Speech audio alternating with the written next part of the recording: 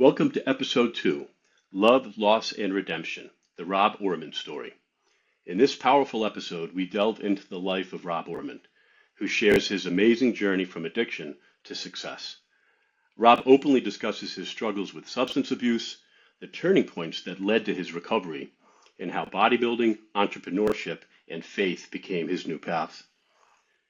Rob also opens up about his son's courageous battle with leukemia and his triumphant victory over cancer, highlighting the strength and resilience of his family. This is a story of hope, perseverance, and the incredible power of love and community. Also, stick around at the end for some heartwarming bonus video. And all I will say about the bonus video is kitten. Enjoy Episode 2.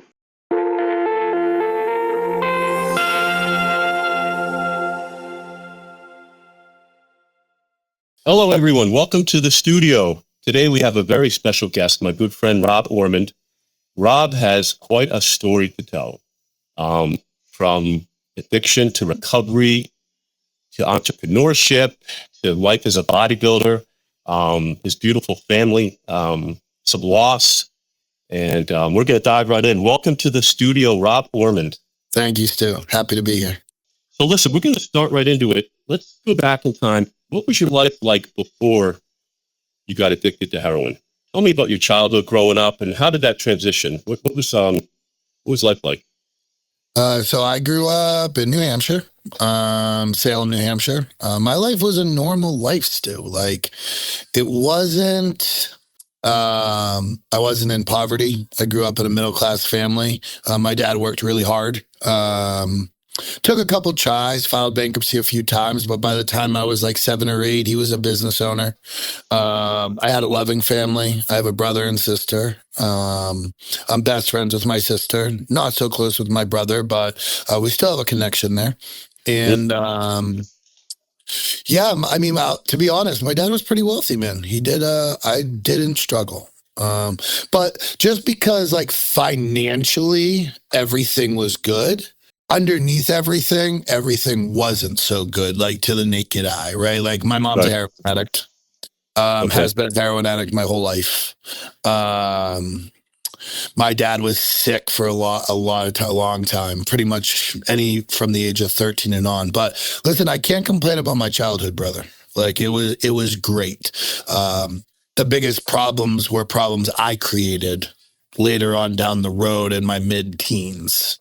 Right. That's when things got struggling. Okay. So when did heroin enter the picture for usage? You said your mom was addicted. Is that how the genesis of your addiction, or was it somewhere else? No, so I'll tell you a little story. So we used to have this sock basket, right?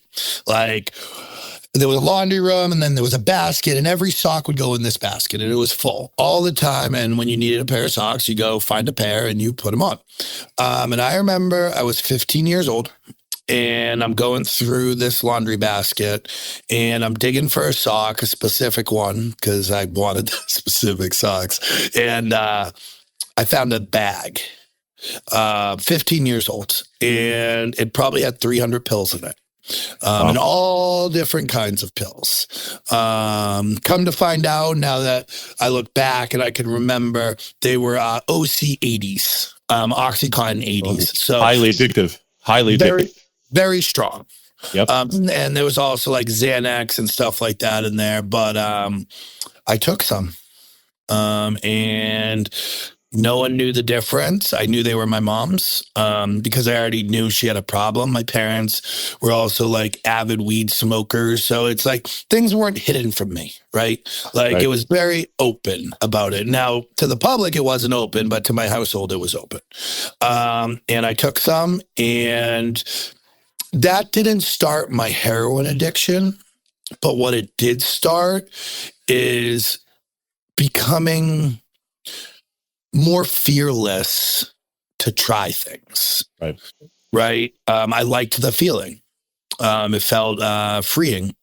I struggle with anxiety and depression. It made it go away. Right. For the time being. Not long term. It made it worse. But for the time being, this is going to sound so ridiculous, Stewie, but I felt safe. Yeah, of course.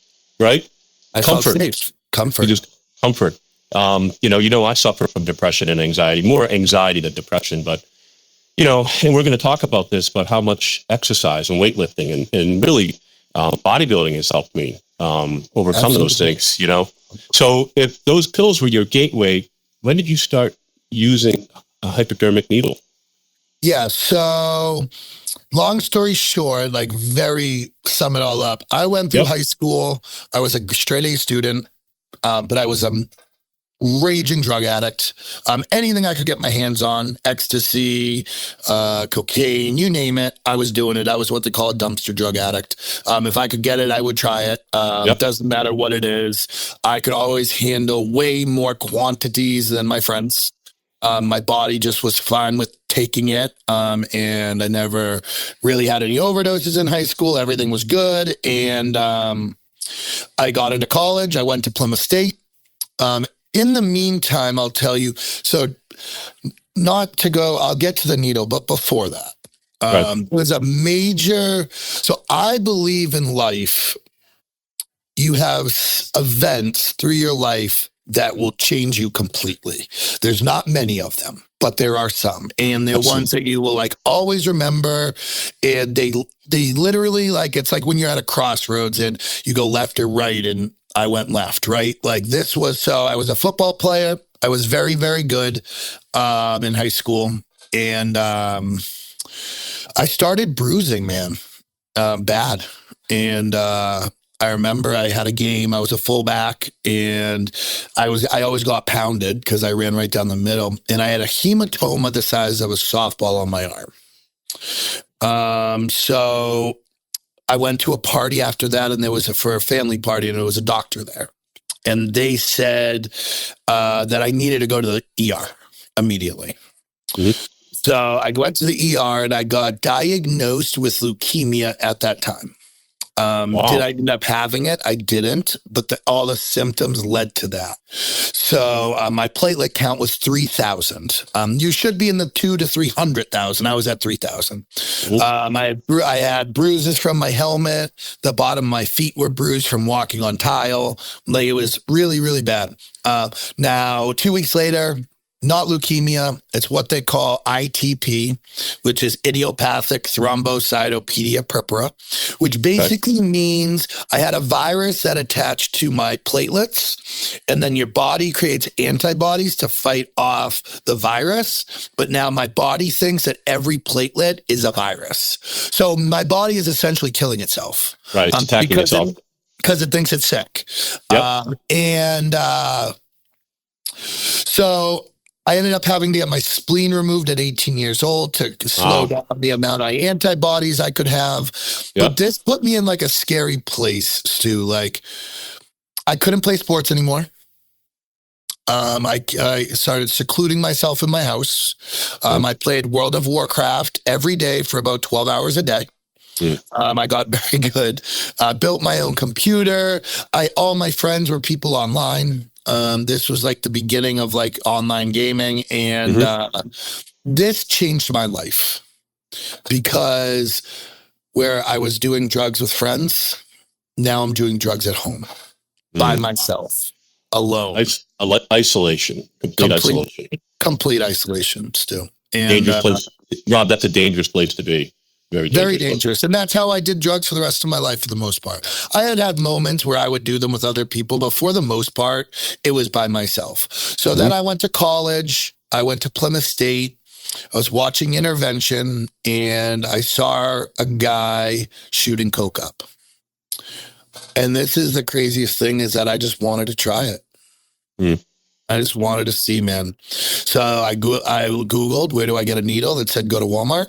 I walked into Walmart. I bought a pack of needles. I remember walking out, and someone said something to me about having them because I just had them in my hand, a bag of them. I don't remember exactly what he said, but it was something bad about having the needles, right? And I went to my fraternity house, and I just followed what he did on Intervention. No one ever showed me. No one ever guided me. I just tried it. And that was, I didn't last very long in college. I was shooting up anywhere from 20 to 40 times a day. Wow. Wow. And so what year was that? Your freshman year, Rob? How old were you? Sophomore, Sophomore year. 2010. So you're like 19 years old, 20 years 19, 20, yeah, 20. old. So let's go with that. What was a day like back then? You were isolated all day long. You never went out. No. How did this progress? Or where did it progress to, more importantly? Yeah, so I joined a fraternity. I wanted to be a part of something, Right. something bigger than myself. I think that was part of just being isolated so much at the end of high school that I just wanted to be a part of something. I'd lost football. I didn't have any brotherhood. I didn't have any friends. I had one or two. Joined a fraternity, and first year was okay.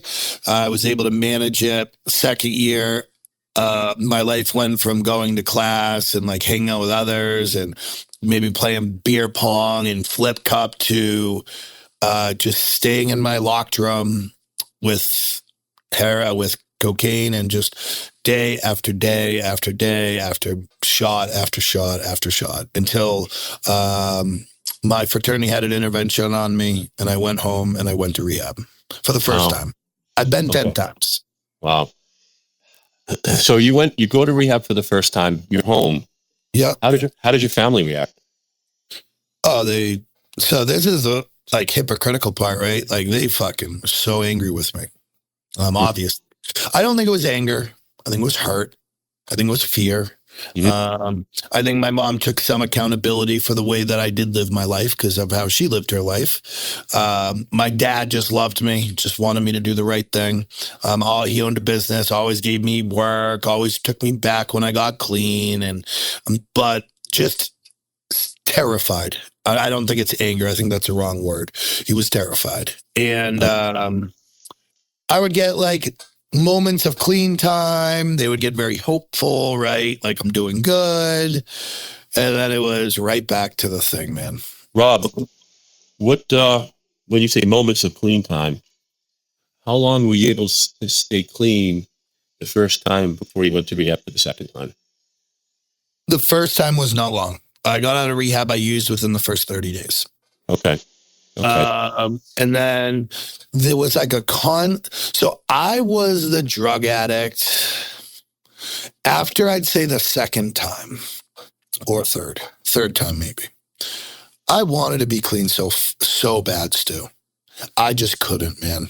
I couldn't stay away. I just want to do it one time, or I just wanted something would happen. I just wanted to get away for a moment, and I would honestly think I could just do it once, and that was obviously never the case. But I would say from the age of 20 to 26, total use time was probably 4 or 5 months. I would get clean, get a couple months. I would use for a week or two. I'd go back to rehab, and I would do that cycle over and over because I didn't want to use, but I couldn't stop. Mm-hmm. And I couldn't stay away. So I just kept going back and I kept going back. And I think this is the story of my whole story, right? This is one thing actually someone said to me that I am so persistent in everything I do. I will keep going no matter what. I don't care what it takes. I will destroy myself. And that's a positive and a negative, right? And this time it was a positive because I just kept going and I just kept going until I got it, right? That was years down the road, but I just kept going. And I think that's where most drug addicts die because they give up, right? Or they don't want it bad enough. I often say you only get clean when the pain is great enough. So what was the battle in your head during these times? For me, I'm thinking my soul would be trying to get me clean, but my ego, my body would want the drug, and it would be a battle in my brain. What was it like? Listen, man, I would talk to myself like a crazy person, man. And being clean. My head would just go and go and go. And I'm not a dumb guy. I'm a pretty intelligent guy. I feel I'm pretty well knowledgeable about things. I have a good head on my shoulders. I have street smarts. I also have book knowledge. So I feel but I felt crazy most of the time, man. to be Right. honest. And I pushed everyone that loved me away. Yep. I stole from everybody. I'd steal your wallet and then help you try to find it. I would take my parents' credit cards. I would steal their cars.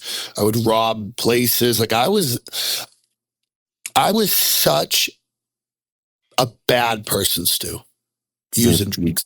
And it's okay. It's okay. That doesn't bother me, right? Like, because I'm not that person today, but I was not a good person. Right. But I think that's what kept me using drugs is I wasn't at the, like today, I accept my past for what it was and I actually cherish it because it's the man I am today, right? Back then, it wasn't like that. I hated myself for how I lived. And because I hated myself, the only way to make me not hate myself is to use drugs again. Right. Well, now also too, Rob, you're at peace now, right? I mean, yeah. And, you know, I preach happiness, you know, I preach compassion, empathy, love, and laughter.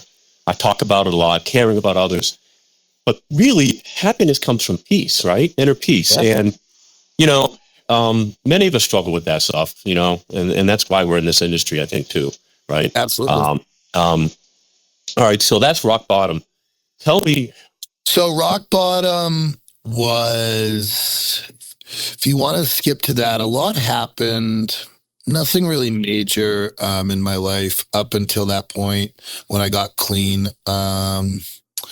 So I in and out of rehab about 6 years. The last time, second to last time I went to rehab, I called an 800 number. They flew me in. Actually, it was Eric Spofford's company. He's a very famous Instagram guy. It was his company that I called. Okay. And they put me in a place in Florida. This happened to be where I met my wife. No kidding. Hold on a second. No kidding. I did, yeah. Oh my God, that's a great story. And everyone tell me more about that. We weren't allowed to talk. Like we would never make it. Rehab romances never work. And I'm like, I fucking love this woman. Like, there was something about her, man. Like, she was just the most beautiful thing I've ever seen. Much younger than me. But we hung out there the whole time. She got there a couple of days before I did. I got there, and I was a wreck. She was young. She was there because her mom put her in there. She was only 18 years old. And I was there for real reasons, right? And I wish I could say that was like the last time I used, but it wasn't. I wish I could say I was like together with my wife from that day, but it wasn't because my addiction got to me.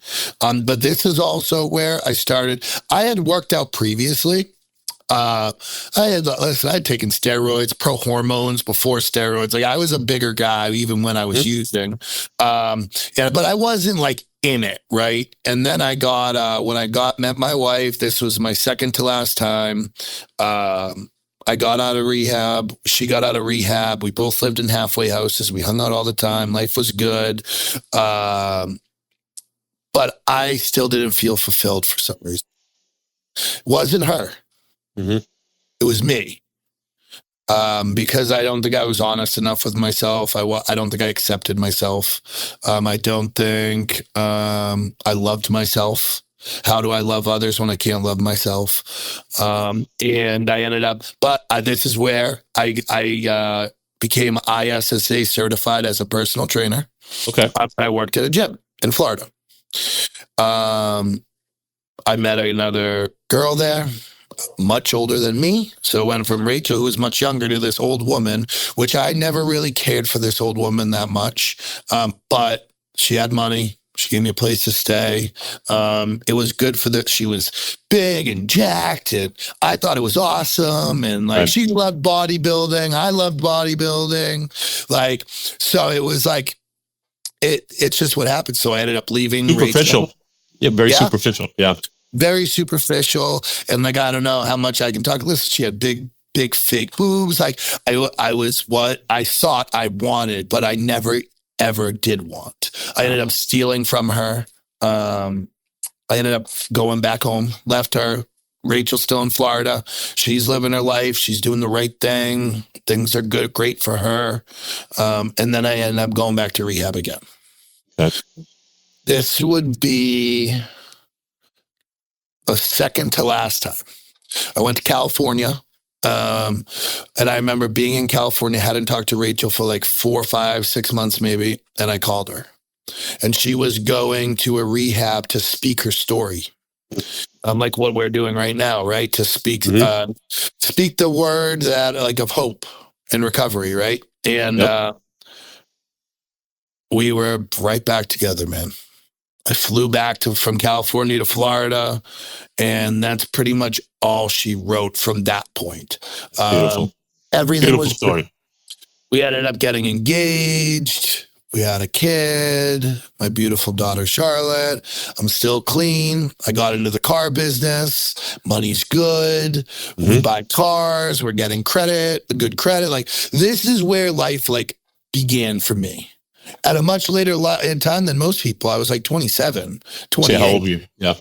But this is like where my life kind of began, I think, from this point. Unfortunately, there was another slip up after that, but you can, if you want to know anything prior to that, feel free to ask. Yeah. So the final time you got clean, what made that the difference point? Like, where were you at? Like, what were the steps to recovery that time? Was it, I imagine your infrastructure, your wife, your daughter, all that, I'm sure had to contribute. That's a great question. And of course it did contribute, right? I think at this point was when I decided to do the work. Okay. I was going to meetings every day. I had a sponsor. I was working my steps. I was helping others. I was speaking in rehabs. I was hanging around with the right people. I had consistency in my life. This is where like my consistent behavior, because I think you know, but my life is very scheduled. My life needs to be scheduled. It has to be. If it's not, my wife will know something's up, right? Like I do the same things. I eat the same things. I wake up at the same time. My life is the same every single day, and I like that. Right. And I think I started to love myself because I think I saw Rachel love me. I saw beautiful. My daughter love me. And love is a powerful thing, man. It's everything. It's everything. It really is everything. One of the questions I had on here toward the end, but I'm going to ask you now because I already know the answer. I said, it's Rob, do you love yourself? I do today. Yes. Yeah. And that's a beautiful thing. And listen, I'm not going to say I always love myself, man. Like, listen, some days I'm a hitter, man. I'm Stu's biggest enemy some days, man. Absolutely. I mean, that's just how it goes. But, the baseline now. As bodybuilders, like we gain weight, we lose weight. When we gain weight, we don't feel happy with ourselves. And like, or when we're dieting or prepping for a show, we're going out of our mind and where our mind's not right. Like we have these up and downs and it's never even keel. But at this point, I thought my life had purpose. Right. And that's huge. That's everything. My life had purpose. And you think that would be enough, but it wasn't enough for me. Right. This is probably like the biggest, I remember how I said those moments. There was a moment, it was with my wife like a year, maybe 2. We had a house. We didn't own it, but we rented it. I had my daughter. She was like just born, man. And I don't know how, but I relapsed. I hid it from her. I didn't tell her. She was naive and she'll never be naive again. She learned her lesson. So she keeps it close eye now, but, this was my worst run I've ever had. I overdosed like 3 times. I lost many, many people during this run, in front of me, that just we'll never see again. And they had kids and I, was robbing gyms. When you say you lost, do these people pass, you mean, or people that are, okay. Yeah, they're long gone. Okay. God bless them. But I was robbing gyms. I was going in. I was taking the keys that people hang up, and I would just go through their cars. And the amount of stuff you'd find, you would blow your mind, man.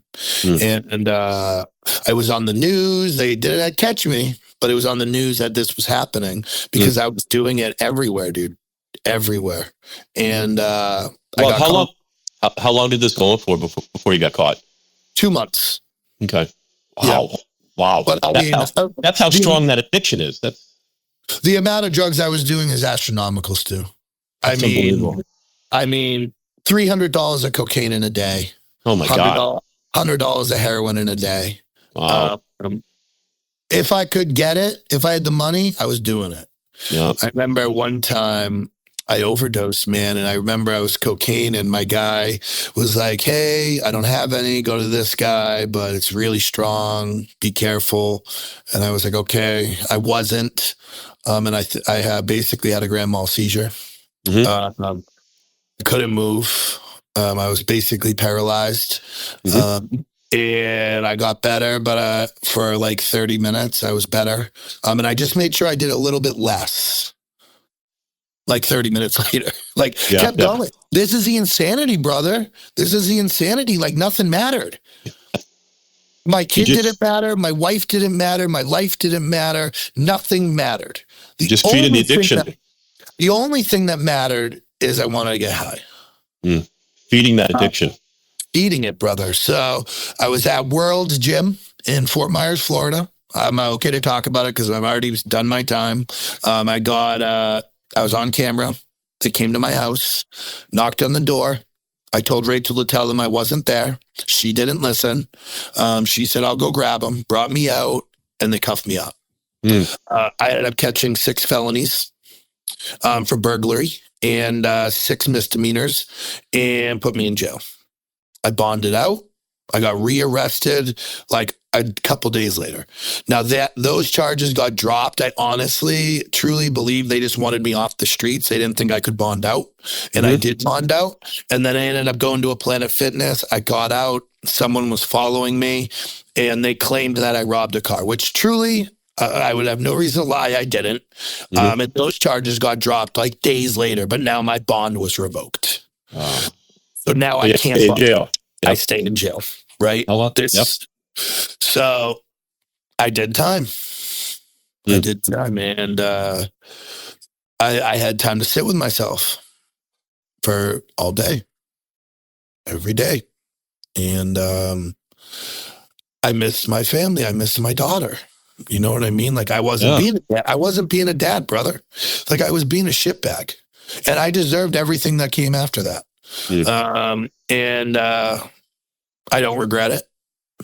I don't regret the decisions I made. Do I wish I didn't lose that time? Sure. That's like the only thing I regret is time because you can't replace it. But maybe even then, if I didn't go through this stuff, I would not be where I'm at today. Right. But that's a powerful story, Rob. Yeah, and I did get out. I did a program called Drug Court. At this point, I was determined to get better. No matter what. Drug Court, if you do it all perfectly, it has a very low success rate, probably like 8%.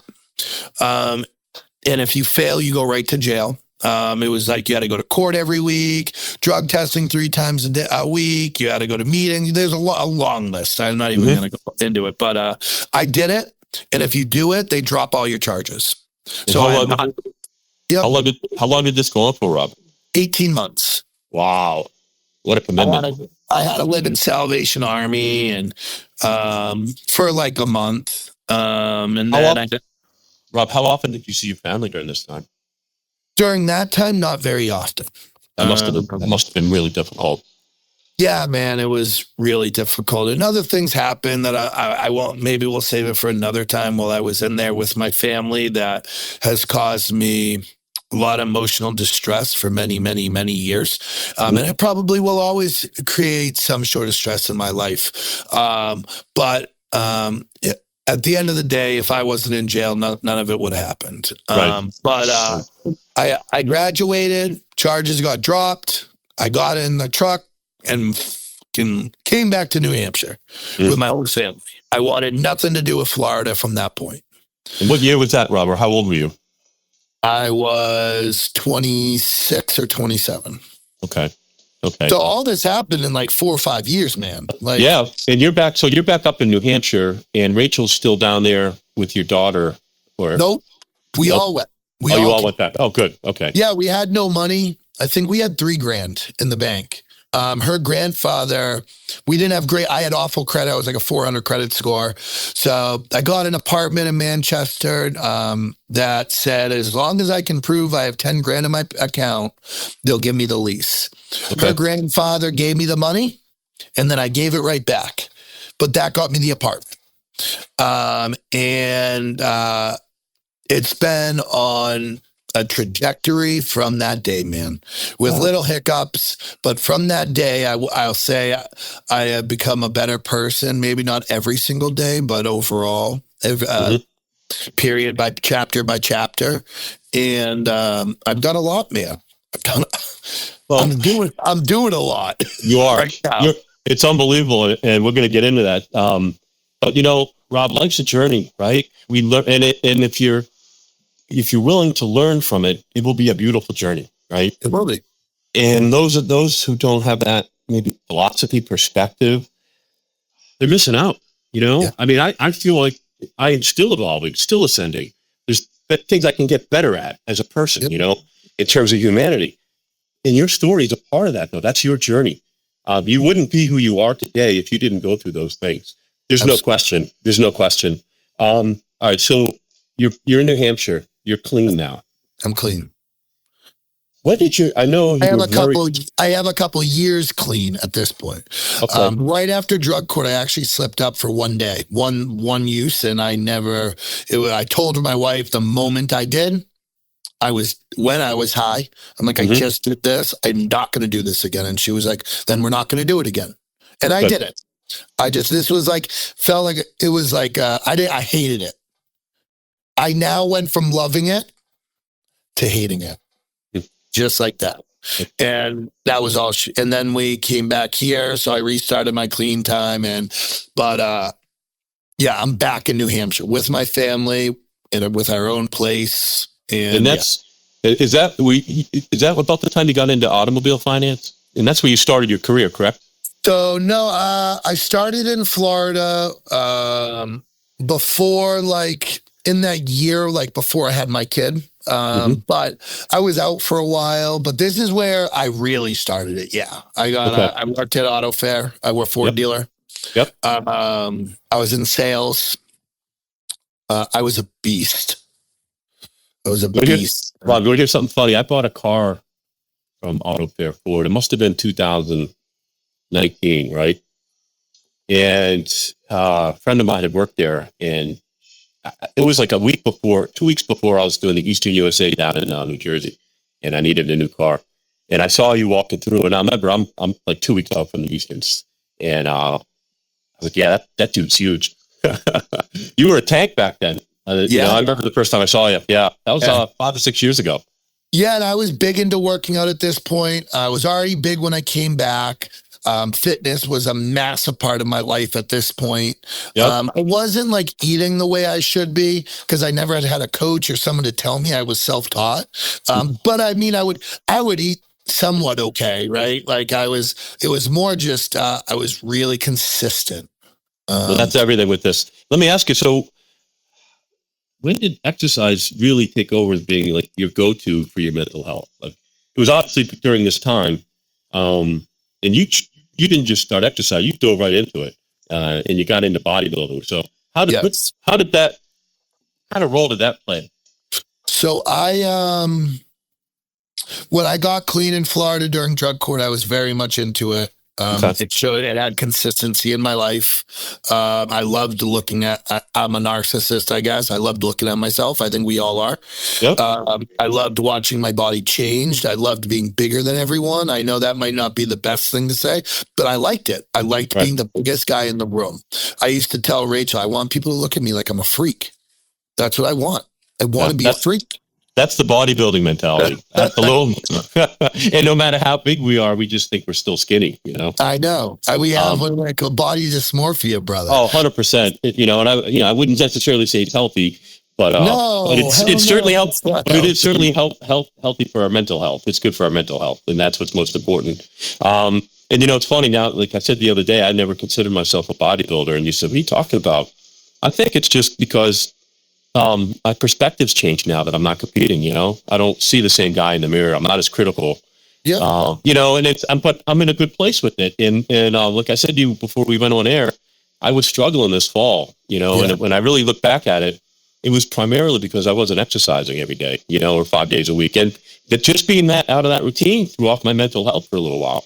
You know, absolutely. But now I think this is where you have to very much define what bodybuilder is, right? Like, I think defining what we would consider ourselves or defining like what our goals are, like we have to have very direct and understanding of what we're calling something, right? Like you're a bodybuilder to me because you build your body, you try to eat healthy, you do the consistency, and you're constantly trying to improve, right?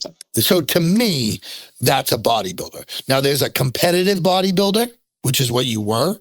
Right. But now you're still a bodybuilder, in my opinion. Yeah. Just like I am. I believe I am a bodybuilder. Certainly always want to keep improving my physique, right? That of course. We always, it's just part of who I am, you know. Is it as important as it used to be? No, it's not. As I get older, functionality is sneaking its way in somehow. But you know, but that's because our priorities change, and as we get older, we need to adapt. But I'll tell you one thing, Rob, I'm never quitting. You know, hell no. You know, this is there's nothing brings me more joy than being in a gym working out, other than maybe these types of things. You know, and that's also why I started this podcast, right? So we can take these conversations we have with people to a different level, right? Yeah, and that's what this is about. I'm not a huge fan of like his. I like some of his stuff, but there's like a social media guy. His name's Wes Watson. I'm sure you probably heard of him. He's very big, very aggressive, but he does say some stuff like, how can you be successful if you walk? And this is like, you know what, this might hurt some feelings, but like, how can you be successful if you're treating your body like shit? If you're letting yourself be a fat, lazy person, how can you be successful? If you're going to be successful, you have to do everything. You have to do, in my opinion. And that's the way I live my life. And you know what? Are there successful overweight people? I mean, now again, define success. Listen, I think you're right. And for me, you look at the pillars of holistic health, right?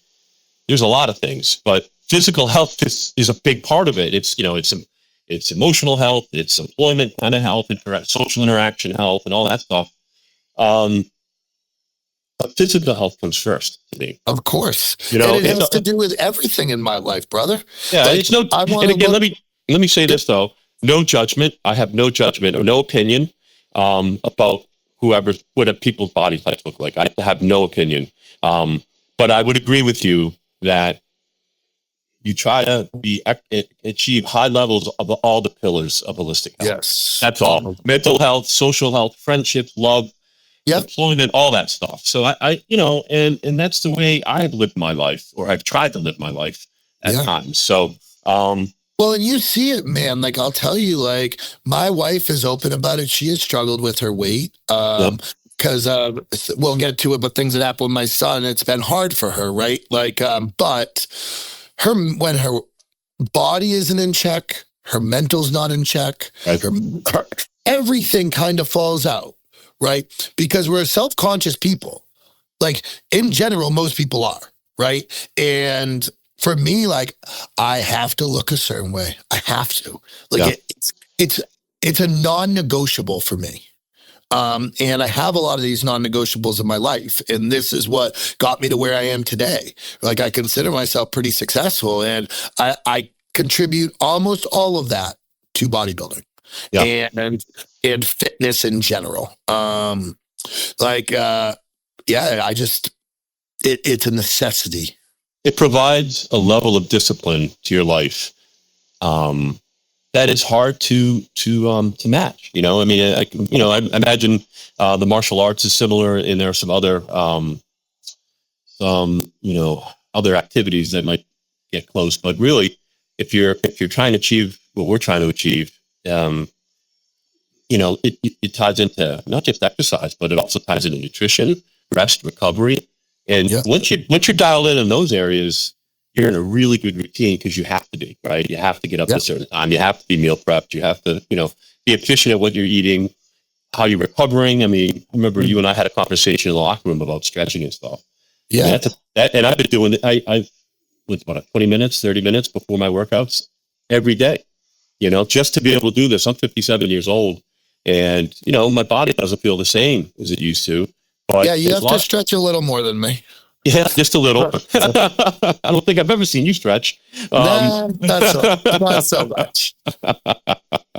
All right. So let's transition a little bit to your son. When was your son born, Colin? And talk to me about that. Yeah, so me and my wife progressively got more comfortable. Life was more comfortable. Money was very good. I was very good at sales, like we talked about. I got promoted to a finance manager, and I spoke that into existence. The day I got hired as a salesman, I said, I will be a finance manager here in 6 months. I said, I will. This is how it's going to happen. It didn't take 6 months. It took a little bit longer. I think it was 9 or 10 months, but I got there. And I was the number one finance guy in the entire Auto Fair group for like 5 years. Wow. It was like 8 dealerships. No one was even close to me, man, to be honest. I was just an absolute beast at it. What do you attribute that to?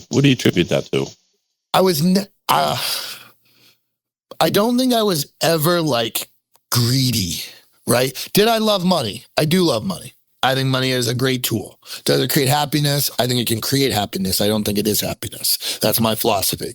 And I never like took advantage of the customers like a lot of dealerships do. I was honest. I believed I can make money and you can still get a good deal. A deal is a perspective, right? Like it's a good deal to you. It might not be a good deal to me, right? So, but I always found it so that it seemed like everybody was pretty happy. And I took care of my customers. I was nice. I was personable. I was consistent. I got there early. I left late. I did everything the same, every single deal. I never changed anything. I perfected it. And so I got really good, man. And I mean, I was increasing, like doubling my income for like 3 years, year, like for year. And I'm still doing it to this day, man. Like I'm still not doubling, but I am progressively getting more and more each year. But so life was good. We wanted another kid. It was very, very planned, very much. This is what we wanted to do. Very much in love with my wife. We got married. Like life was full. Life was great, man. Still great, but life was really good. I'll tell you what, you put that on the canvas next to what your life was like just 10 years earlier than that, right? Oh 5 years, man. Right? That's incredible. It's absolutely beautiful. It's absolutely beautiful. We bought a house, and we had our kid. Colin was a beautiful baby boy, born in August. And we have one boy, one girl. We're a happy family. Me and my wife very rarely fought. We still don't fight that often. We'll bicker, but we don't. I mean, I've been with my wife now almost 11 years, man. Yeah, you guys are a great couple, Rob. You guys are a great couple. Yeah, you really are. She's a beautiful, brother. Thank you. She's just a gorgeous human being. And so we had a kid, and now we have the house. We own cars. Our credit's better. We have dogs. Like life is the American dream, brother. You know what I mean? It was literally the American dream. We're going on luxurious vacations. We're having it was just great. It was great. And still great. It's just a different great today, right? Because life never goes as it's planned. And God has different plans for my life than I thought. Not bad plans, different. I don't think there's good and bad. I just think there is. Personally. Yep. I agree. So, yeah, my son, and then we I had my son maybe a year in. I actually was doing a car deal. And I met this guy, Julian. He was buying a Bronco. I had met him. He signed me up at a gym when I first moved here. He signed me up in Derry. And I always helped him out with cars. I helped his mom. We were very friendly. And he just brought it up that he had a location that he already negotiated the lease. I mean, it was an empty slate. There was nothing there. We had to build up the whole thing. But that he was looking for someone to take ownership of it. And then that's what I did.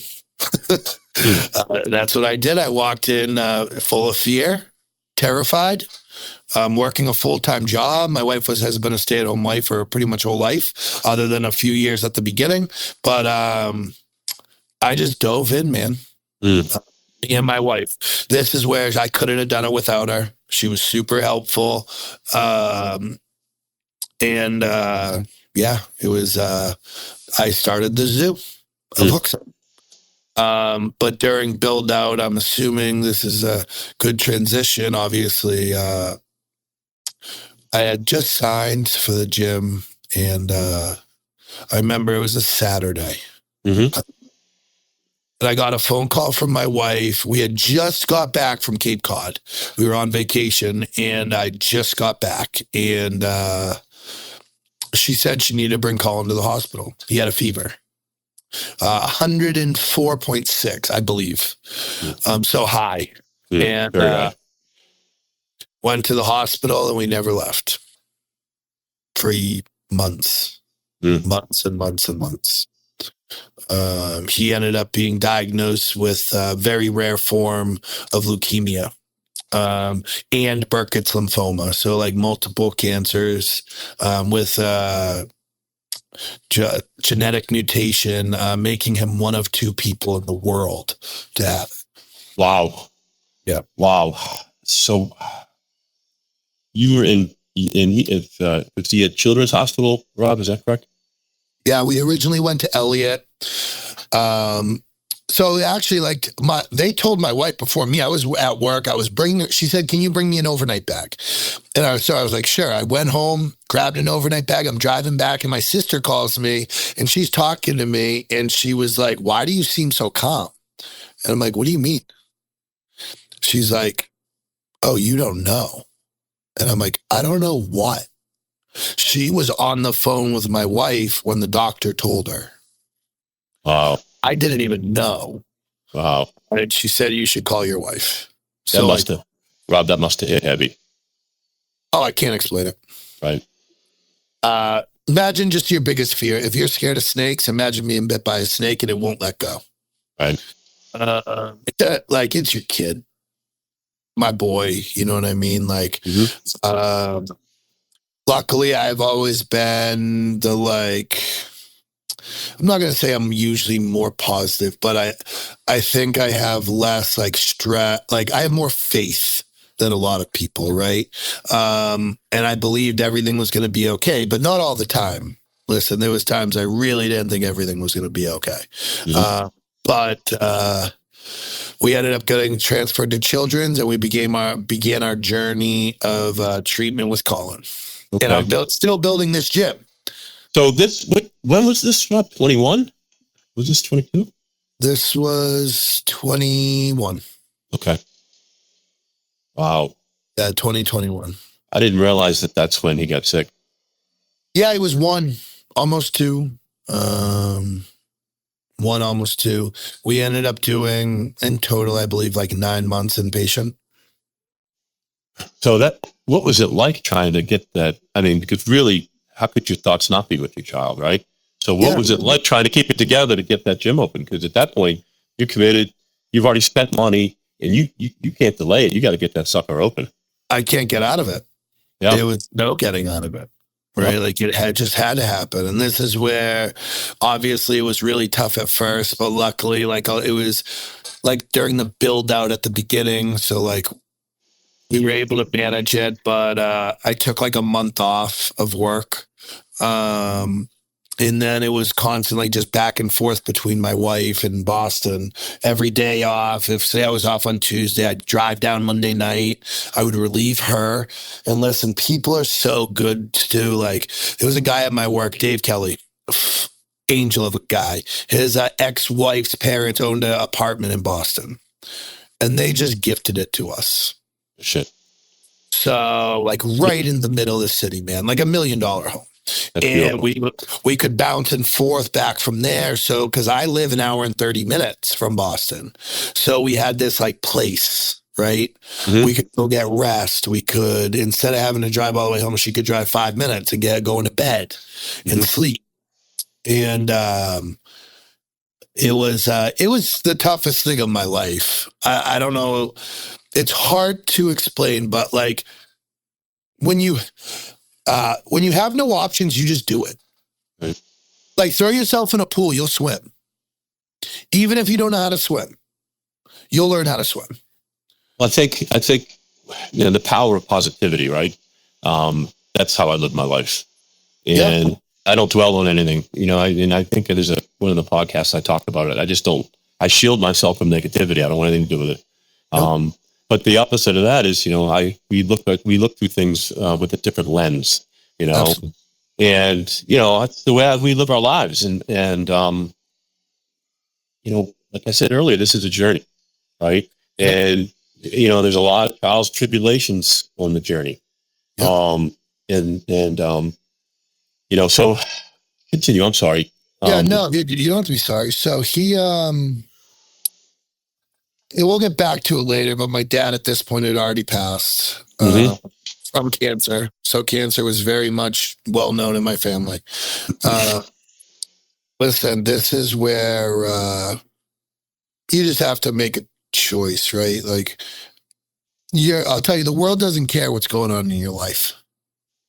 The world doesn't care.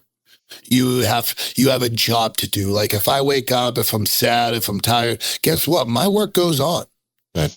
And my life goes on. And I'm not going to let anything dictate how my life goes. I do whatever I have to do, no matter what. The hardest part, man, was I personally believe it's the job of a dad to lift his kids up. Now, I mean that figuratively, right? Like, when they're young, you lift them up. You pick them up. And then they get older. And then emotionally, they need you to pick them up. And then situations happen where you need to pick them up. You're spiritually, physically, mentally, pick your kids up. You are the superhero of your children, period. Like, Absolutely. they see you that way. You are everything to them. Everything. And I couldn't be really anything to my son. I had no control. This was out of my hands. This was above me. My son shouldn't be alive today. But that was the hardest part for me. Is I like to be in control of things. I like to fix things. If there's an issue, I fix it. I don't procrastinate. I get it done. But there was nothing I could do other than watch my son look like he was dying every single day of his life. Withering away to nothing, losing his ability to walk, going through like 18 surgeries before the age of 3. Like, just getting blisters in his mouth where he couldn't even open his mouth. Like, stuff no kid should ever go through and no parent should ever see.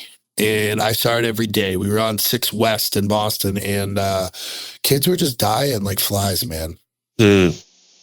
All around me. Now, you say you live positively. Like, how do you stay positive in such a negative place? That would be incredibly challenging. And that was the hardest part. Yeah. Because that's when you need it the most. Yeah. Right. Yeah. But I couldn't let this get to me, right? Like, I couldn't. Well, you're also a man of faith. So, yes. So that plays a big part. That plays a big part in these times. I questioned it. Of course. I questioned my faith. Like, why? Why does this happen? Right? Like, but I still had a job to do. I had to be a man for my wife. I had to be like the structure of my family. And I needed to be there for my son.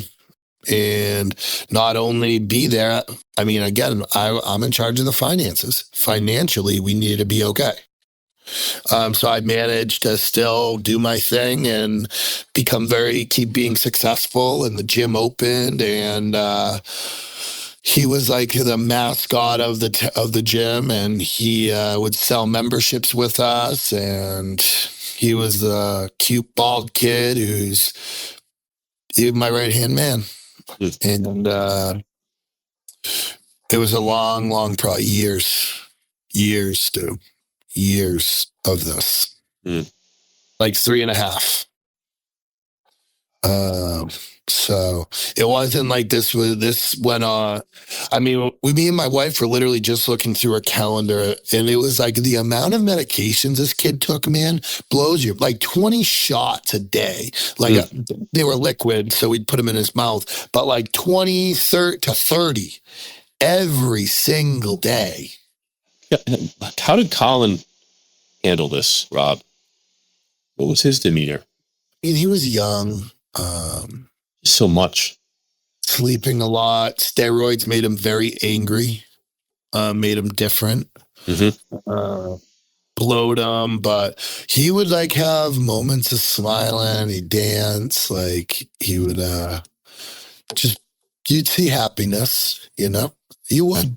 And like they made him an honorary fire chief of my town. They brought by the fire trucks, let him ride in it. Like thought he was just the man. He was in the newspaper. At this point in my life, man, I think for a lot of my life, like I believed that people weren't good, like in their core, because I just didn't think people were.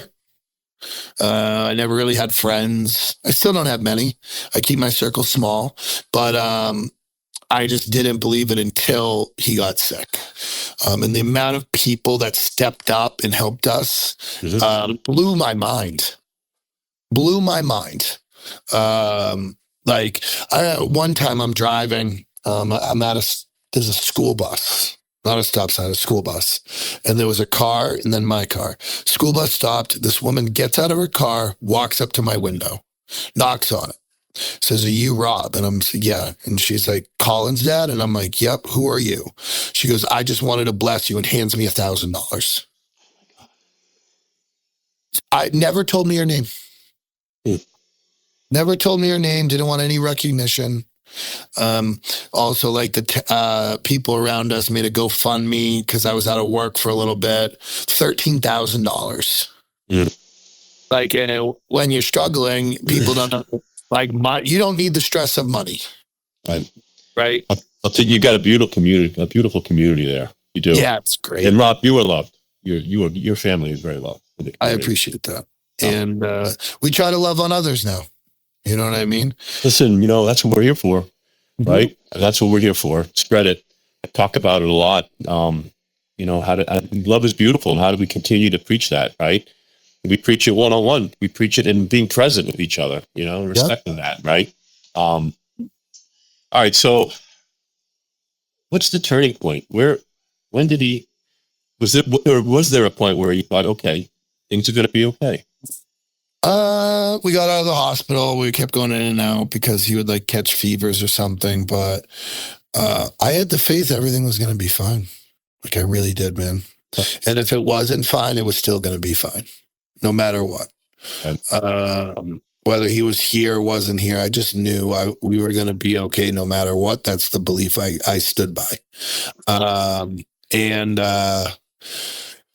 He ended up just getting better and better, and he went into school, and we're getting closer and closer and closer, and the gym was open. The gym was doing very well. I was doing very well. Like life was on point, and then he finished, and he's scared. He was so happy running around the gym, Yes. And I could tell you that there's been a couple times where I had little pose downs with him, Yeah. Yes. He's just such a beautiful little guy. Yeah, man. And listen, there's some like maybe bad habits we brought on the way, like eating habits with him or tablets or whatever the case may be. There's some stuff, but listen, for what that kid's been through, man, he is living life. I mean, Make-A-Wish granted him a wish.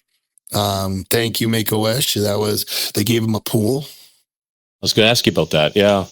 Yeah, they That's made awesome. me the star of the year in New England. Oh, that's We awesome. ended up going on stage and speaking in front of hundreds of people about his story and everything that had happened, and we speak at Make-A-Wish events often. That's My wife excellent. wasn't me, but I have a bunch of times, and now we try to spread the word, right? The word of hope. Absolutely. That's a beautiful thing, buddy. Yeah. So, let's go back. Let's circle back a little bit to your dad. Okay. I know you said to me how close you were with him. And he died, or he passed after your recovery or during your recovery? No, I was clean. Okay. So he got saw to see me that. clean. So your dad got to see you clean. Yeah, when I went into drug court, I remember in front of the judge, I'm shackled. My kids in the courtroom, Charlotte, my wife, and my dad. And my dad was sick at the time. He was sick for years, but he begged the judge to just let me out. And the judge basically was like, fuck off. He's staying. And got out, but stayed clean, obviously. And he passed knowing he was proud of me. You know what I mean? There's some blame on. So my dad died of an aneurysm that exploded in his heart.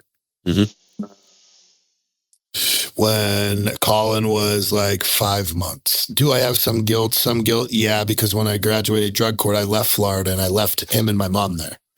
And I guess that might be one of the regrets. I wish I could have done more. But at the end of the day, you have to focus on your family. I can't be the parent to my mother. So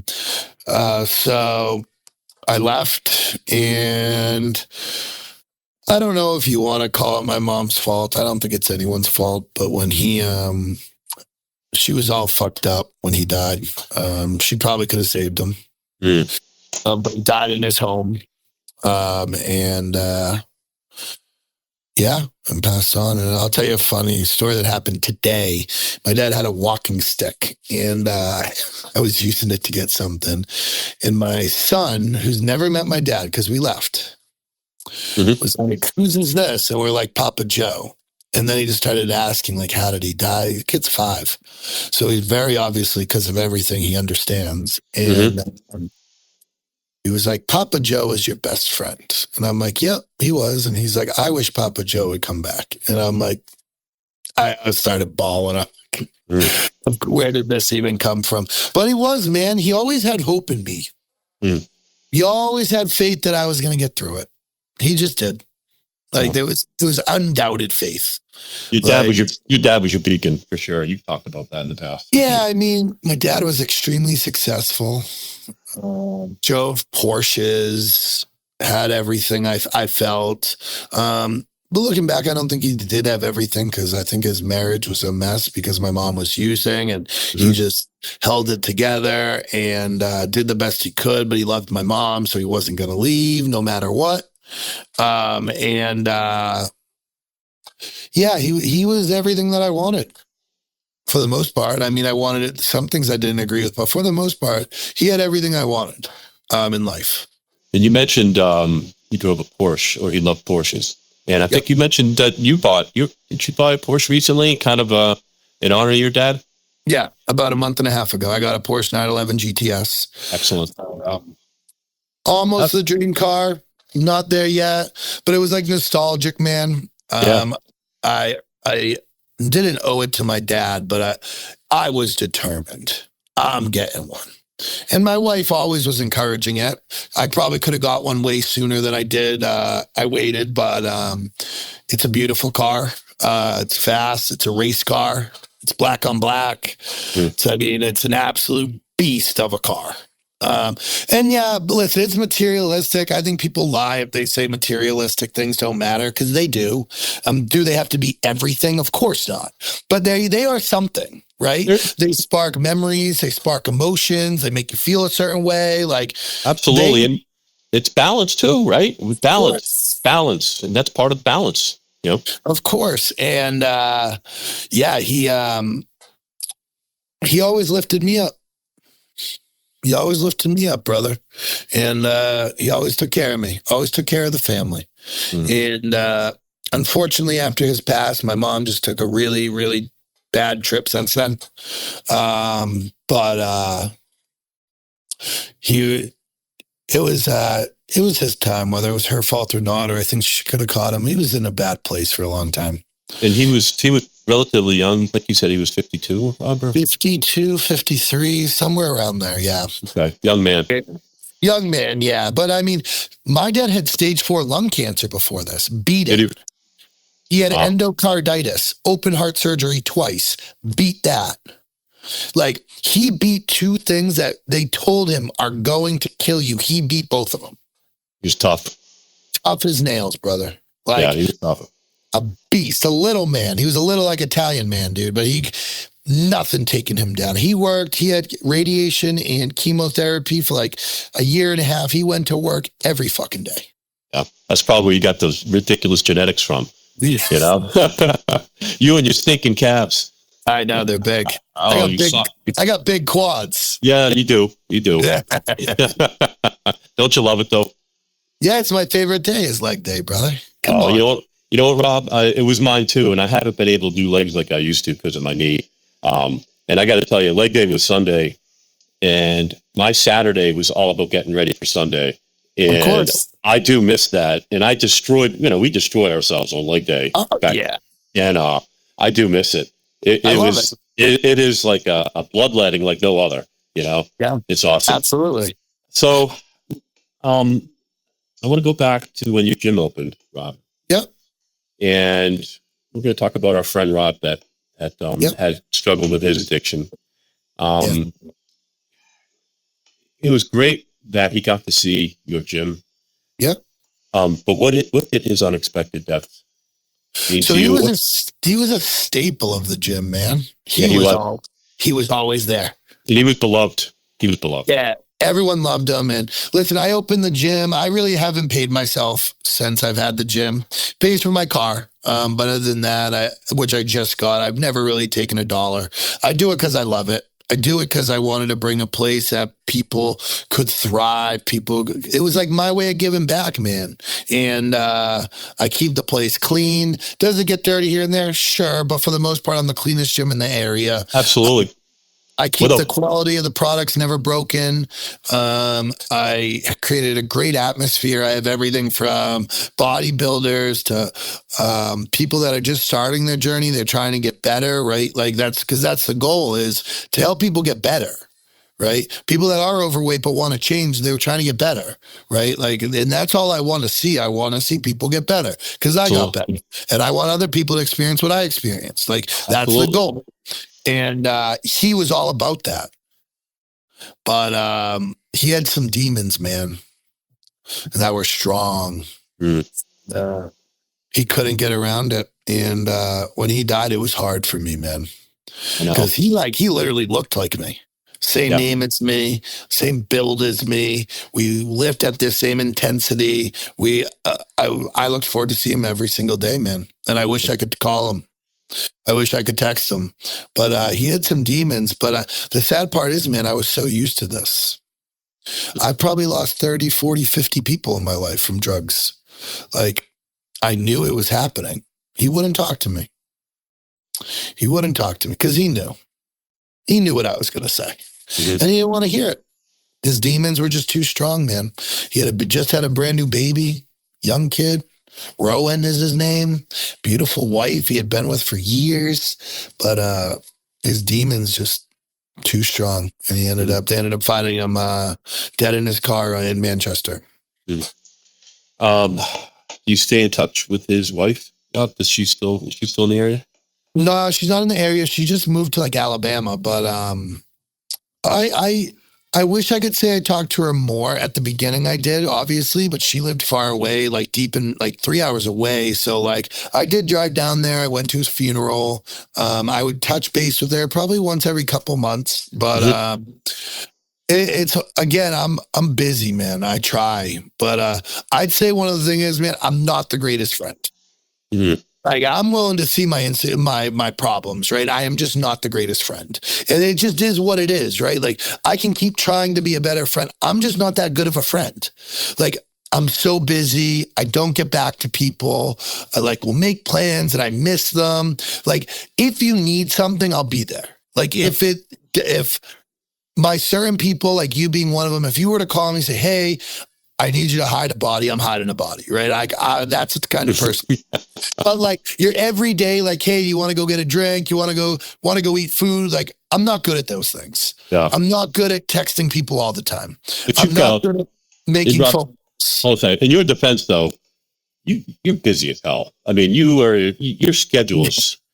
I mean, I had breakfast a couple of weeks ago. We had to narrow it down this little, To minutes. Oh yeah, and which is fine, but that's how you live your life. So Yeah, something has to suffer, and it's not going to be your family, right? No. Obviously, it usually ends up being friendships. I mean, but you recognize that, and that's healthy. I mean, Listen, I'm just, I'm okay with it. I try to tell my friends that are my friends, like, listen and don't take offense to it. It's just how I am. And I've even listened for work. And this is probably the unhealthy part is my family has sacrificed. I mean, at this point, I own a coffee shop and a cafe with my wife. I own 2 gyms and I work 70 hours a week. And I have a family and I don't miss a day at the gym. And my life is, I have probably 30 or 40 employees. My gym will bring in probably $1 million this year. Like, I wish that was net, but it's not. But it's still going to grow some revenue is probably close to $1 million. It was 700 and change last year. Nice. So like, I'm not running small businesses, and a lot of my time has been taken up, and I've made massive sacrifices. And now that we have the cafe, like I rarely even see my wife. I see my wife on Sundays, Mondays, and Tuesdays. Wednesday, Thursday, Friday, Saturday, I don't even see her. Like never. I don't. When I wake up, she's gone. When I go to bed, when I get home, she's asleep. And we're chasing our dreams, man. This is what we got to do. So how is your family time then? So like today, what's your time like with your children? Like when do you get time with your kids? So I take care of the kids every morning. I drop them off at school. So I see my kids every day. Okay. And then on Mondays, I get home early. So I see them. Tuesdays, I spend the day with them. Wednesday, I spend the day with them in the morning. And then on Sundays, I see them. So I get my time with them. Good. Actually, since the cafe, because I used to go to the gym at like 4:30 in the morning. Now I go at night. So my life is like longer, but I see my kids every morning, which Good. I wasn't doing before. Most important thing. Yeah, so there's some balance there, but I'm a very much, and I'm not afraid to say it, I'm a codependent on my wife. She is my other part, and I struggled with it when we first opened the cafe, very hard, and it came out like in arguments that were probably my fault because I wasn't okay, and I did tell her that. Like I'm the type of person, if I'm not okay, I'm going to tell you. And I told her, like, I'm not okay because I felt like I was losing her. I felt distant. And that's what happens when you don't see people. You know what I mean? And it does. You get distant. So we just actively try to utilize the time we do have together and make sure it's quality time because a lot of people hang out and they're just on their phones and it's not quality, right? No, I can't do that. What does she say? Intentional. Our time needs to be intentional. Yeah. And that's what it is now. And we're better now, right? But you need to be present too, right? And if you're on your phone, you can't be present. So, no. All right. No. So you're opening up the second gym in Milford. How's that coming along? And what led you to do that? So I've always wanted to have multiple gyms. Hooksett is like 40 minutes from me, so it's not the closest. Milford is 20 minutes, so it's the closest gym to my town. And I had negotiated this property for a long time. This one is harder because, again, my plate's fuller. The build out's bigger. It's going to be beautiful, though. It's right in the Ocean State Job Lot Plaza in Milford. It's 15,000 square feet. Nice. It's $1 million build out, 1.2. And it's going to be, it's going to have a little bit of a different vibe. I have a lot more powerlifting stuff going in this gym.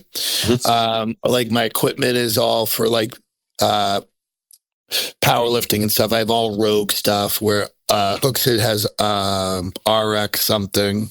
And it's just not the same quality. I have like monoliths going in and at Milford. Like I just have a little bit of a hardcore type of gym. Good.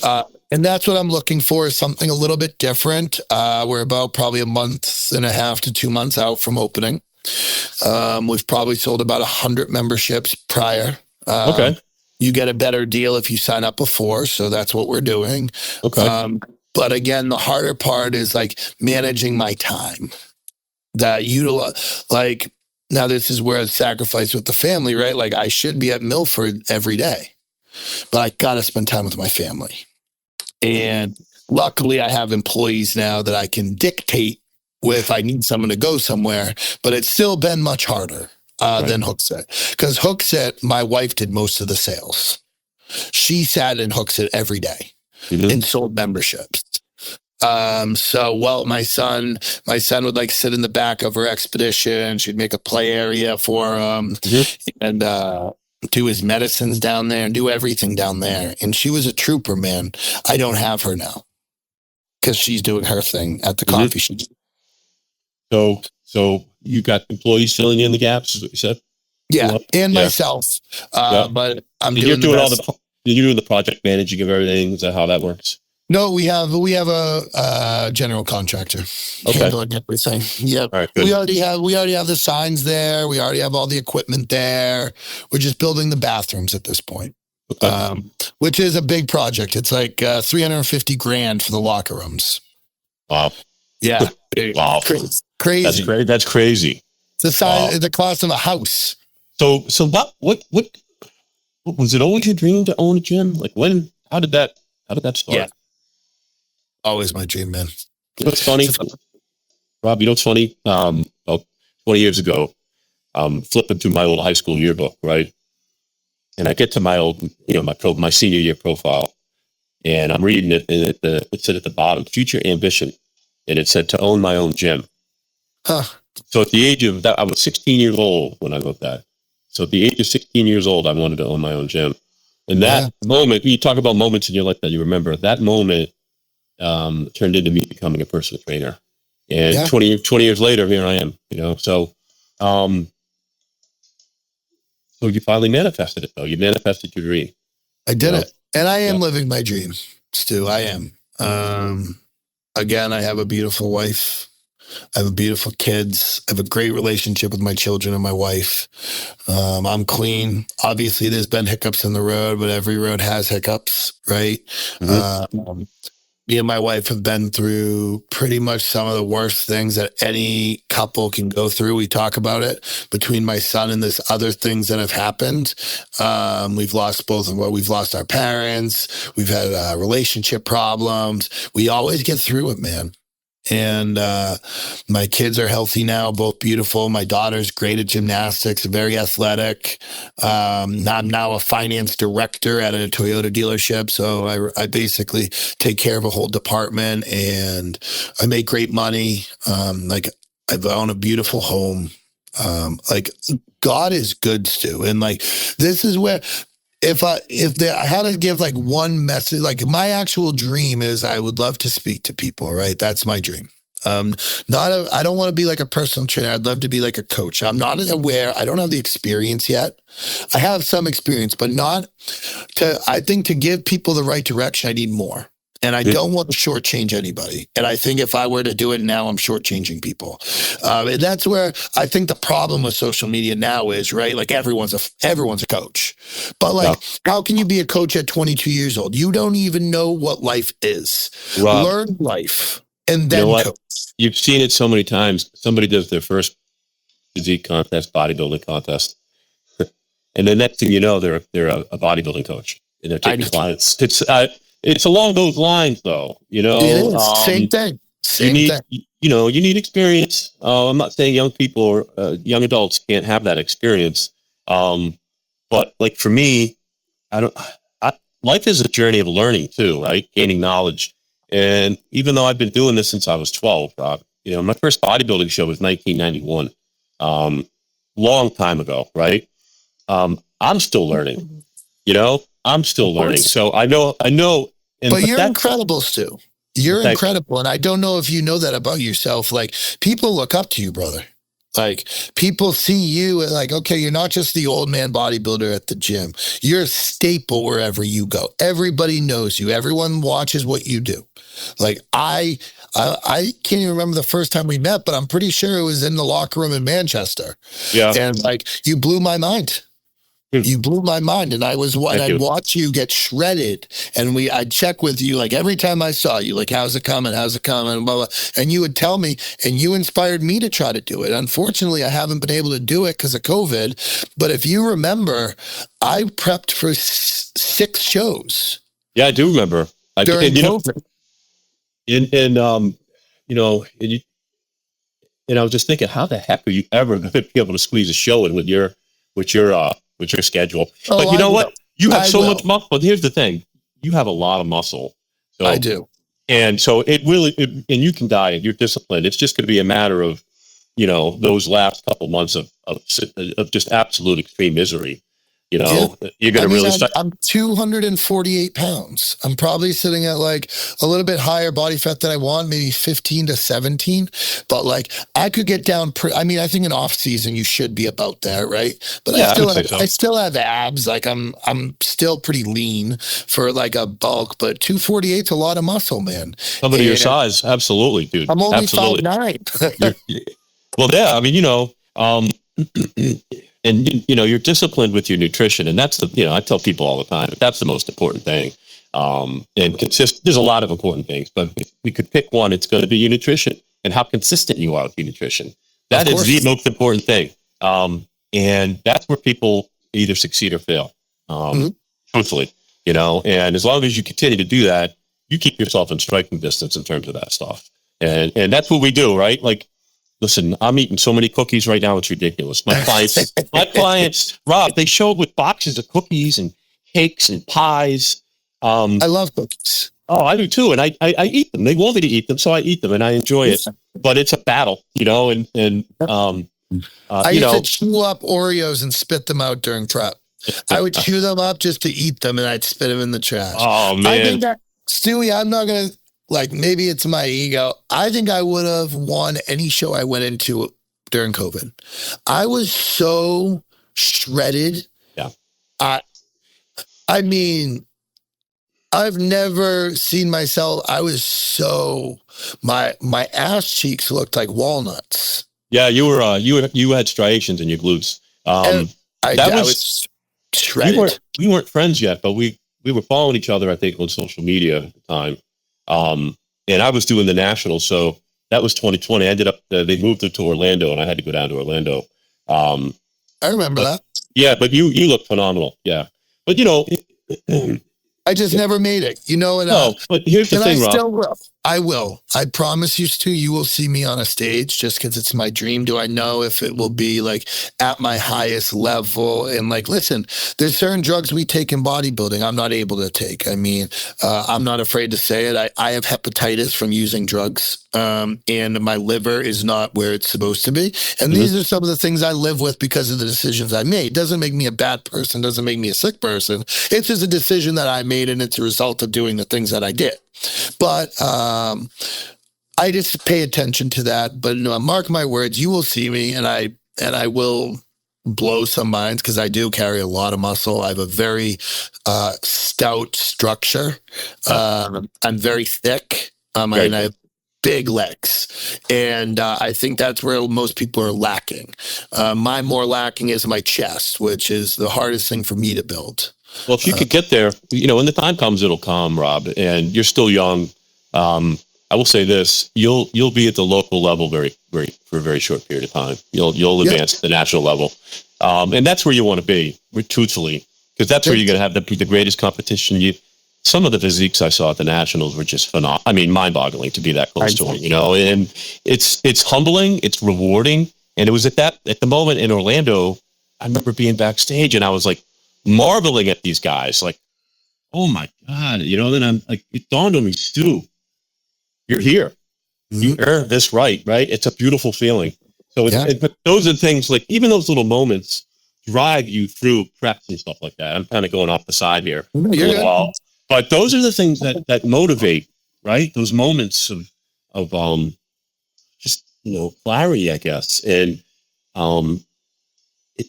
with the sport of bodybuilding, it's such a journey. You're beating yourself up the whole way down through. You got to enjoy it at some point, right? And the day of competition, I always tell people, wake up, smile, and soak it all in. Absolutely. Soak it all in. All right, Rob, I want to go through some quick fire questions that I kind of came up with. Awesome. Kind of goofy. All right, you ready? Yeah. All right. What's the most dad thing about you these days? Fit Dad Bod is his Instagram account. Fit Dad Bod. That's my Instagram handle. The most dad thing. That's a good one. What is the most? I love Disney movies. Absolutely love Disney movies. You have a favorite? If I was to say my favorite, probably would be WALL-E. Great movie. Great message. Great movie. I love trampoline parks. I think they're great. And I'd say it's just I know this sounds corny, man. I love hanging out with my daughter. I'm not that I don't love hanging out with my son. I have a connection with my daughter. She helped me really get clean. And she's like the coolest. I'd rather hang out with her than anybody. That's awesome. Other than my wife. That's awesome. She's just, being a dad is what it's all about, dude. Like, she loves me, adores me, looks up to me. Like, if you say, like, what's the biggest dad thing is that I just love the relationship with my daughter specifically. My wife has it with Colin. I have it with my daughter. And you're going to have that, Rob. My daughter's going to turn 25 this year, and we're still very close. It's a beautiful thing. Absolutely. All right. Next one. What's your the biggest gym pet peeve? Putting your weights not in order. There you go. 10s go on top, 25s, 45s, and put them back. Stop. Is everybody listening? All right. Do that again, Rob. One more time.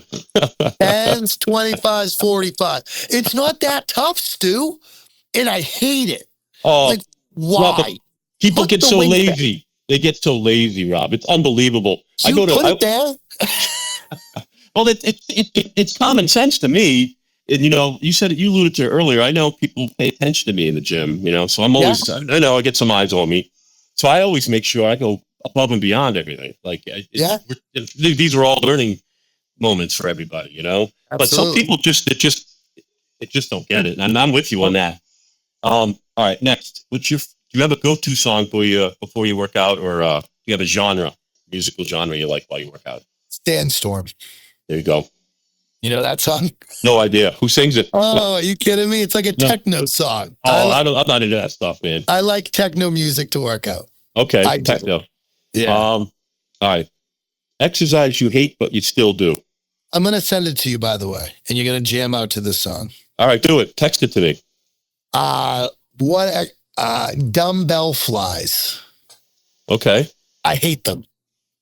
I love them. I don't do them often because of my shoulders, but I love them. I hate them. Why? I just struggle with connection. Okay. Yeah. I feel like I'm using too much front delt. Yeah. But you still got to do them because you'll get better, right? Your connection will get better. You'll be more. And it's actually a pretty good mass builder. People don't realize it. You can, if you're careful, you can move some heavy weight. Yep. I mean, I also don't love lying leg curls. Those are... Oh, you don't like those? No, I do them every leg day. But I'm not the biggest fan. I think most people don't like them. I know my wife hates them. All right. Let's see what we got next here. Okay. If you could only train one muscle group for the rest of your life. Legs. I love it. All right. And then this is good. Do you have a favorite gym fail story? You or somebody else? You don't have to name names. You don't want to incriminate. But I mean, we've seen a lot of things in the gym. I have. All right. So there's this guy. I'm not even going to say where it is. It's at my gym. It's fine. I don't care.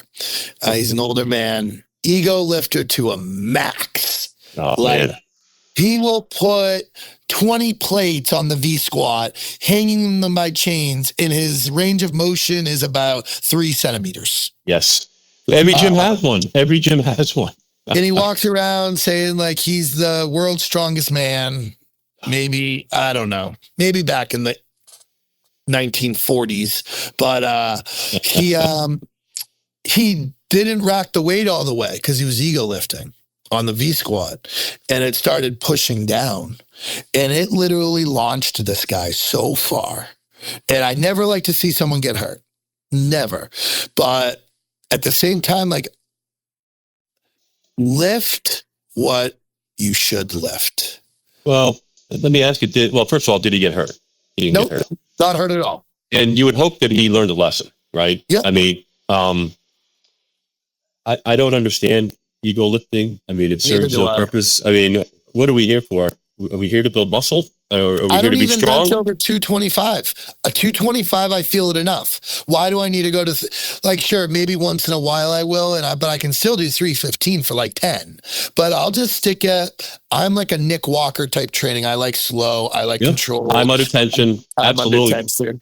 I use a lot of bands on machines to give more tension to the muscle. Yep. Or like on a hack squat, I use bands to pull it down. So I would rather that than, I can put 3 1/4 on this and I can rep it for 4 and bouncing it off my chest. So I'm just all set.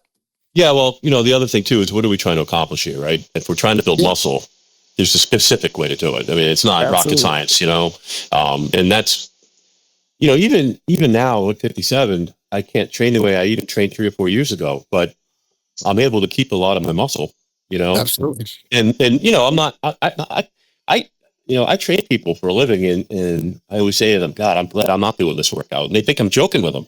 Yeah. But yeah, but I treat my clients train harder than I do these days. Anyway, we might have to delete that off the podcast there. So it's okay. All right. What's worse, maxing out on a squat or stepping on a Lego? Oh, stepping on a Lego. Fucking worst things ever created, aren't they? That's a great question. I hate Legos. Oh, they're horrible. They're horrible. I like to build Legos. That might be a dad thing to your question. I build like cars. They have these cars. They're like huge Legos, and I build them. I have like 3 of them. I'm on my 4th one right now. And you do it yourself? I just sit there and do it on my free time. Oh, that's awesome. That's like it's funny. I was thinking about learning how to knit or something. Just something that would kind of draw my focus in and be relaxing. But yeah, they're models. Like I have a Porsche, I have another Porsche, I have a Ford GT. I'm working on a Lamborghini because I like cars, so it's fun. All right, so I think this is the last one on the quick round. Who would play you in a movie? And I think I came up with the name. Hold on, where is it? I'm going to name the movie Iron Redemption. Who's going to play Rob Ormond? Who's going to play Rob Ormond? Well, I wish I could say The Rock, but I'm not big enough for that. Who would play? Let's say, who's the guy from Fast and the Furious? Vin Diesel. Vin Diesel. That's a good one. All right, Rob. And then I'm going to wrap it up. What's your message to everybody watching this? I'm running downstairs. My phone's gonna die. If I had to give a message to everybody, I would say, don't. Right, this is gonna sound corny. Look at my shirt. Don't quit. Mm-hmm. Don't quit because you don't know what your potential is until you try to achieve your potential, right? Like I think everybody on this earth is here to do something great. I do believe that. Two different levels. I think the biggest thing that holds people back is fear of failure or fear of success. Like just get out of your own way and just do what you've always wanted to do. And just see what happens. Don't be scared. Like, Right. because most of my life, I was scared to get clean. I was scared to worry about like what my life would be without drugs. I was scared to open up to people. I was scared to open a gym. I was scared to make a lot of money. I was scared to be broke, right? Like fear ran my life. Until I was able to make my fear go away, I was always held back.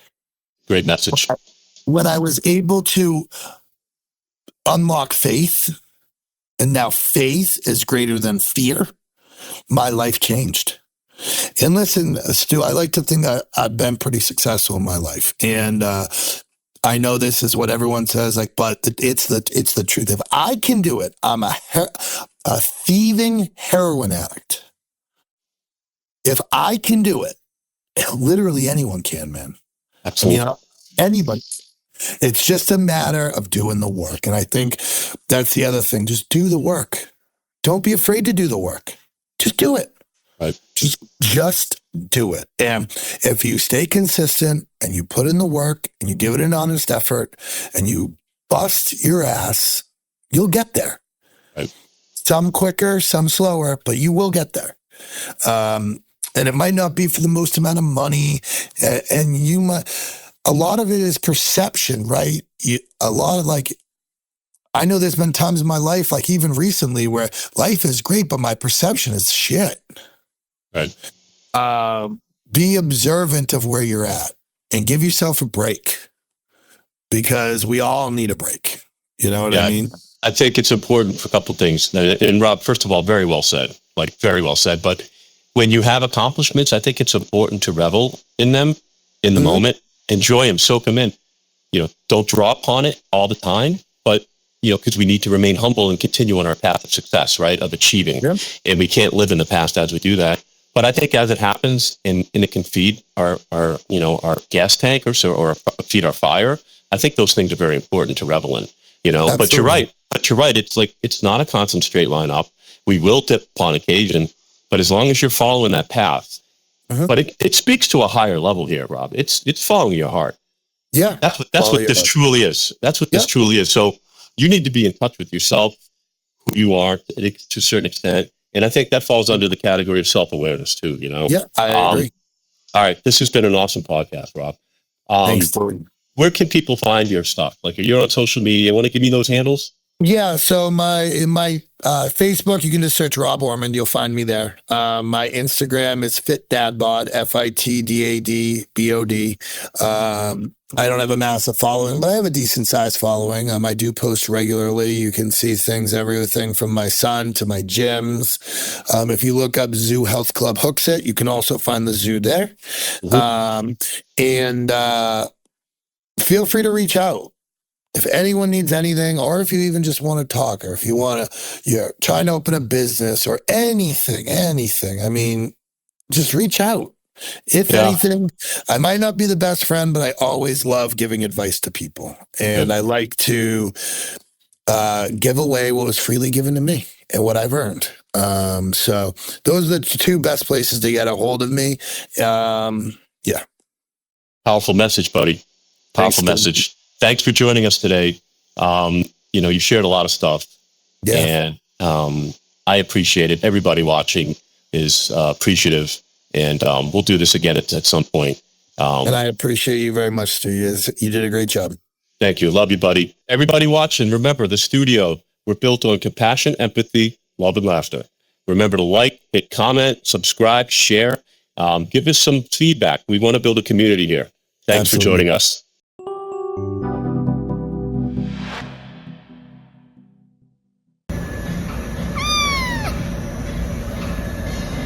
Say hello. Hello. Rob, she's beautiful. Oh my God. She's absolutely beautiful.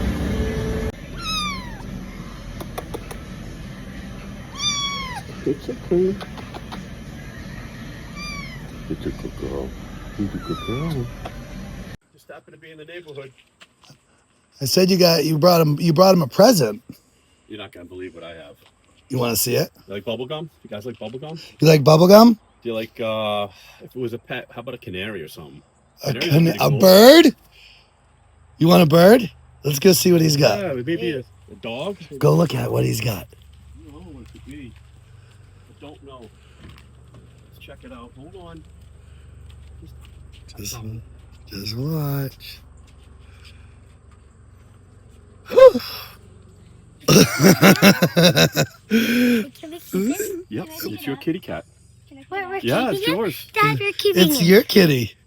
Hold Hold her it nice and tight. nice and tight. Turn around. So it's our kitty. We're keeping it. We're keeping it. So do you know we're keeping it? Oh, it's beautiful. Wait, is it a girl or a boy? It's a girl. Did we get you? You didn't even know. Pretty cool. You got a new sister. She's like speechless. Yeah. So we're keeping it. You guys got a new sister. Colin, what do you think? Good.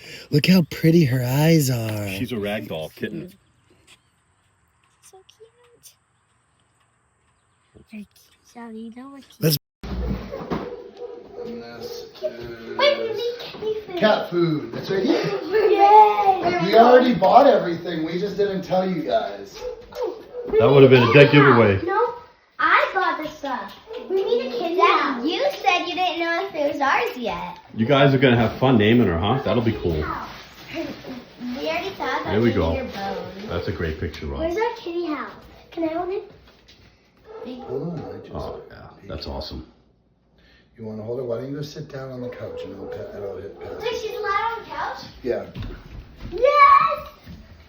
So I don't want you to drop her. Uh-huh. Sit all the way down on the couch. Actually, I didn't want to hold it. Yeah, you're gonna hold her. Oh. She's. Your She'll- shoes are No, closed. she Sure. isn't. She'll be okay. Don't be scared of her. But I don't Oh. want to discuss. He's like this. No, I'm jumping off. He did this.